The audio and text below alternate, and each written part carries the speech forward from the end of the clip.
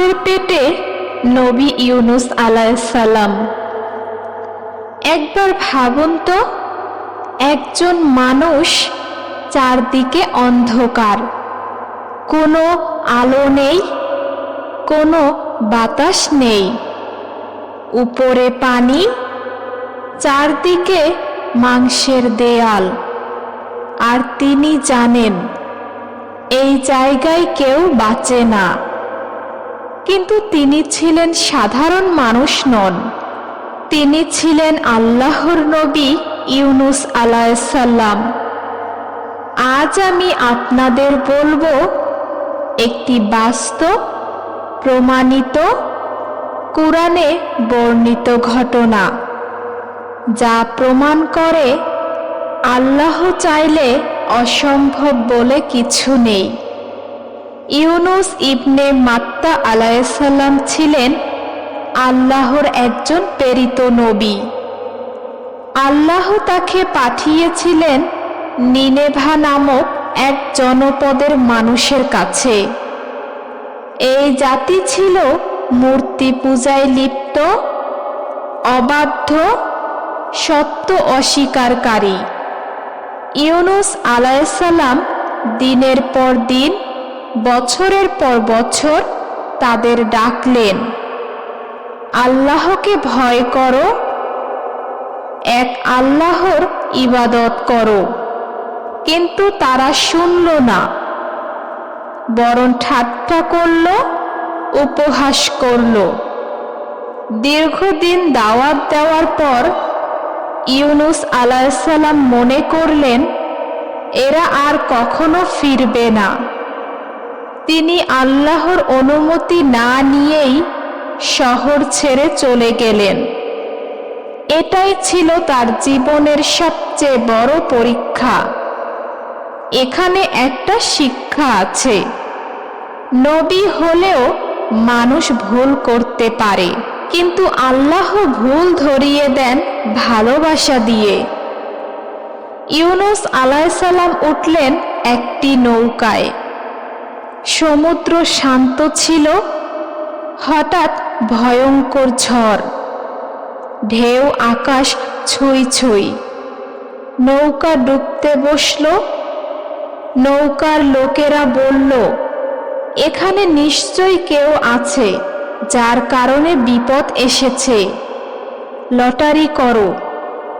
Lottery হলো 3 বারই নাম হলো ইউনুস আলাইহিস সালামের। 3 বারই নাম এলো ইউনুস আলাইহিস সালামের। তিনি বুঝে গেলেন এটা আল্লাহর ইশারা। ইউনুস আলাইহিস সালাম নিজেই সমুদ্রে ঝাঁপ দিলেন। আর ঠিক তখনই এক বিশাল মাছ আল্লাহর হুকুমে তাকে গিলে ফেলল, না চিবিয়ে, না আহত করে, না মৃত্যু ঘটিয়ে। আল্লাহ মাছকে আদেশ করেছিলেন, এ আমার বান্দা, তাকে কষ্ট দেবে না। কুরআনে বলা হয়েছে তিনি ছিলেন 3 অন্ধকারে, রাতের অন্ধকার, সমুদ্রের অন্ধকার, মাছের পেটের অন্ধকার। সেই অন্ধকারে তিনি বলেছিলেন, হে আল্লাহ, তুমি ছাড়া কোনো উপাস্য নেই, তুমি পবিত্র, নিশ্চয়ই আমি জালেমদের একজন। এটাই ছিল তার তওবা। আল্লাহ বলেন, আমি তার দোয়া কবুল করলাম। যদি ইউনুস আলাইহিস সালাম তাসবিহ না করতেন, কিয়ামত পর্যন্ত মাছের পেটে থাকতেন। ভাবুন, একটি দোয়া একজন মানুষকে মৃত্যুর জায়গা থেকে ফিরিয়ে আনলো। আল্লাহ মাছকে আদেশ দিলেন, তাকে তীরে ছেড়ে দাও। মাছ তাকে ছেড়ে দিল এক নির্জন উপকূলে। তিনি ছিলেন দুর্বল, অসুস্থ। আল্লাহ তার জন্য একটি গাছ জন্ম দিলেন, একটি লাউ গাছ জন্ম দিলেন, যাতে ছায়া ও খাবার পান। অন্যদিকে তার জাতি আল্লাহর আযাবের আলামত দেখে সবাই একসাথে তওবা করল। এটাই একমাত্র জাতি যাদের আযাব তওবার কারণে তুলে নেওয়া হয়েছিল। এখানে একটা গুরুত্বপূর্ণ প্রশ্ন আসে, ইউনুস আলাইহিসসালাম তো নবী ছিলেন, তবুও কেন এমন কঠিন পরীক্ষায় পড়লেন? কারণ আল্লাহ আমাদের শেখাতে চেয়েছেন, নবী হওয়া মানে ভুল না করা নয়। নবী হওয়া মানে ভুল করলে সঙ্গে সঙ্গে আল্লাহর দিকে ফিরে আসা। ইউনুস আলাইহিসসালাম তার জাতিকে ভালোবাসতেন, তিনি চেয়েছিলেন তারা বাঁচুক। কিন্তু যখন দেখলেন দিনের পর দিন ডাক দিয়েও কেউ শুনছে না, তখন তার ভেতরে মানবিক কষ্ট আর হতাশা কাজ করল। এই হতাশা দেখেই তিনি আল্লাহর নির্দেশের জন্য অপেক্ষা না করে শহর ছেড়ে চলে গেলেন।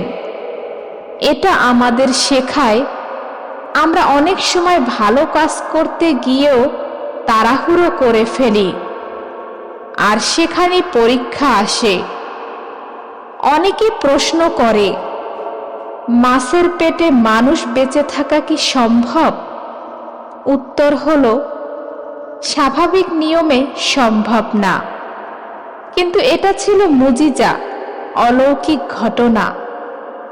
আল্লাহ কুরআনে স্পষ্ট করে বলেন, এই ঘটনাটা ঘটেছে তার ইচ্ছায়। আল্লাহ যদি চাইতেন মাছের পেটেই হতো তার কবর, কিন্তু আল্লাহ চাননি মৃত্যু, আল্লাহ চেয়েছিলেন শিক্ষা। এখানে একটা গভীর বিষয় আছে, মাছ ইউনুস আলাইহিসসালামকে খেলো না, বরং আল্লাহর আদেশ পালন করল। আজ আমরা মানুষ হয়েও অনেক সময় আল্লাহর আদেশ অমান্য করি, আর একটি মাছ সে পুরোপুরি আল্লাহর হুকুম মেনে চলল। কুরআনে বলা হয়েছে, ইউনুস আলাইহিসসালাম ছিলেন 3 অন্ধকারে। এই 3 অন্ধকার শুধু জায়গার অন্ধকার না, এগুলো আমাদের জীবনের প্রতীক। রাতের অন্ধকার ভবিষ্যৎ অনিশ্চয়তা, সমুদ্রের অন্ধকার পরিস্থিতির গভীর সংকট, মাছের পেট সম্পূর্ণ অসহায় অবস্থা।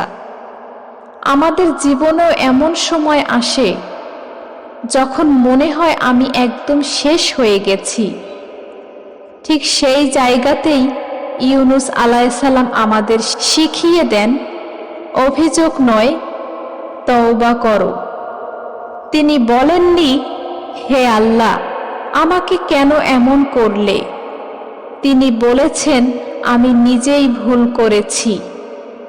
এই দোয়া আমাদের শেখায়, নিজেকে ঠিক করা মানেই আল্লাহর সাহায্য ডেকে আনা। এখন আমরা দোয়াটাকে একটু থেমে থেমে বুঝি। লা ইলাহা ইল্লা আনতা, হে আল্লাহ, তুমি ছাড়া আর কারো কাছে যাওয়ার জায়গা নেই।